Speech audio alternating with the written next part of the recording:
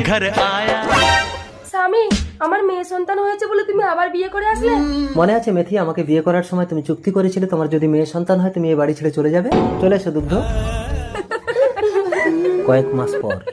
বেশি হেসো না দুগ্ধ, তোমারও যদি মেয়ে সন্তান হয় কিন্তু মেথির মতো একই অবস্থা হবে তোমার। কি স্বপ্ন দেখলাম? এই নে, তোর মেয়ে হয়েছে। মা, তোমাকে অনেক টাকা দেবো, তুমি তো পাড়ায় পাড়ায় ছেলে ধরতে যাও, আমার মেয়েটা পাল্টে একটা ছেলে এনে দাও না। ঠিক আছে, ও পাড়ায় বাচ্চা ধরতে যাচ্ছি, যদি ছেলে হয় এনে দিচ্ছি। এই নে, তোর জন্য ছেলে এনেছি। দাও দাও।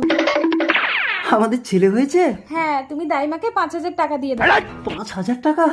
ঠিক আছে, ছেলের আনন্দে আমি দিয়ে দিচ্ছি। খুশি তো? যাও, আমার ছেলের নাম রাখবো আদর্শ। ছেলেকে আদর করতে করতে আবার আমাকে ভুলে যেও না। এই তুমি একদম আমার ছেলের উপরে হিংসা করবে না তো। একে আমি উচ্চ শিক্ষায় শিক্ষিত করে বড় অফিসার করব 20 বছর পর। মা, তোমাকে আর ভিক্ষা করতে হবে না। এতদিন ভিক্ষা করে আমাকে লেখাপড়া শিখিয়েছো বলেই আজ আমি বড় ডাক্তার। আমি মানুষের সেবা করতে চাই মা।